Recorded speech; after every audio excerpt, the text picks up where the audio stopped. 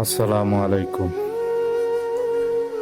ভাই, জীবনে যাই করেন না কেন দয়া করে কখনো মানুষ ঠকাইয়েন না। মানুষের দীর্ঘশ্বাস ভীষণ ভয়ঙ্কর, ওটা কোনোদিন বিফলে যায় না। কাউকে মিথ্যা প্রতিশ্রুতি দিয়েন না, কারো হক নষ্ট করেন না, আর ভালোবাসার নামে কাউকে ব্যবহার করেন না। মনে রাখবেন, আপনি যা করবেন তার প্রতিফল আপনাকে ভোগ করতেই হবে, সেটা দুনিয়াতে হোক বা পরকালে, কিন্তু ভোগ আপনাকে করতেই হবে। আজ আপনি অন্যকে কাঁদালেন, আগামীকাল সেই কান্না ফিরে আসবে আপনার দিকেই।